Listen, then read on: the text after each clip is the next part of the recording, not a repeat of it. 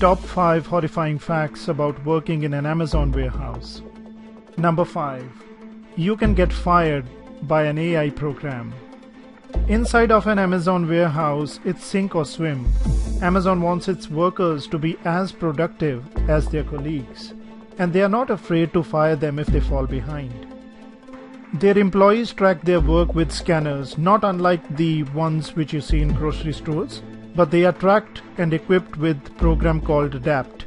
It tracks how many items they are scanning, and if you pause even for a second, it tracks it and pushes into an algorithm that can get you fired. On average, employees are expected to scan a new item every 11 seconds, which adds up to more than 300 items an hour. If you take a break, even to go to the washroom, the machine starts adding up your time as time of task, and if it gets too high, you are gone. Warehouse workers say they have seen colleagues who gave 5 years of their lives to the company sandpacking because of their numbers. So, how many people get fired by Adapt? One warehouse was forced to report its numbers during a lawsuit, and their figures are staggering. That one warehouse alone had to let their efficiency program fire 300 full-time employees in a single year. Number 4. Amazon workers get injured at 4 times the normal rate. As high as the risk of getting fired might be in an Amazon warehouse, the risk of getting injured is even higher. One warehouse has reported having 422 injuries in a single year, which is more than 4 times the industry average. Amazon's high injury rate is directly linked to their intense quotas. Demands on workers are so high that many don't see any way to meet them without taking shortcuts. And so basic safety guidelines are ignored just to get those packages out faster. But in an Amazon warehouse, getting injured is no excuse for taking a break. That's why their factories come equipped with vending machines that dispense free pain medication to anyone with a work badge, so you can pop a few pills and get back to work. Another worker whose on-the-job injuries have left her bulging disc, back sprain, joint inflammation, and chronic pain put it like this: "I'm still too young to feel like I'm 90 years old." Number 3. Amazon's pickers walk 20 miles a day.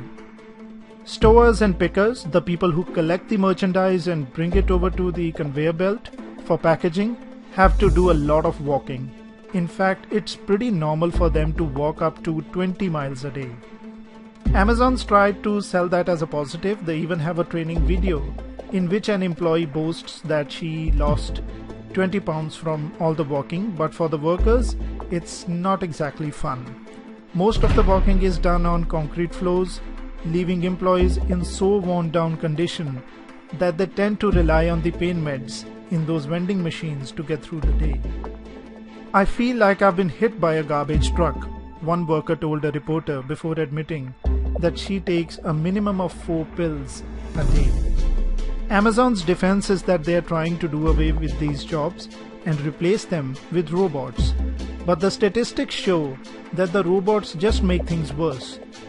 In factories that have robot stowers and pickers, the employees packaging are forced to put through items 3 to 4 times as quickly, putting intense strain on their bodies. Keeping up with the robots is even more brutal than all that walking, and as a result, injury rates are even higher in Amazon factories that use robots. Number 2 on the list is workers put in mandatory 60-hour weeks. During the off-season, Amazon workers have fairly normal hours. They usually put in 4 10-hour shifts each week, giving them a standard 40-hour work week. But when the holidays come, work becomes nothing short of brutal.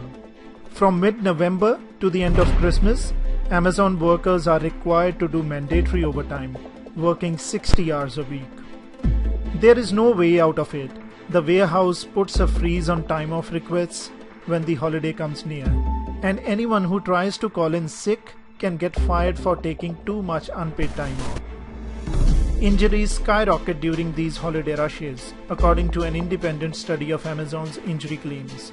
The workers are pushed so hard and given so little time to rest that their bodies just can't handle the strain.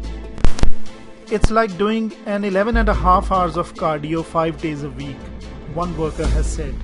You are going up and down stairs, squatting down, getting on your knees, getting back up, all the time. For the 60-hour work week, another says, you are a slave.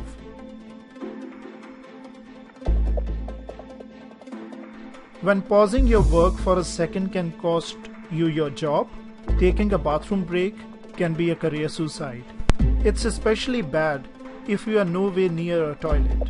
So some Amazon workers have admitted that to keep their jobs, they pee in bottles and trash cans. Not everyone's willing to take those kind of drastic measures, but the people who hold it suffer in their own ways. Some have admitted that they don't drink a drop of water for the entire 10-hour shift, which is physically demanding, while others have held it so much that they have developed urinary tract infections. Delivery drivers are pushed just as hard. They have to deliver so many packages that some have admitted that to make their orders in time, they defecate in their delivery vans.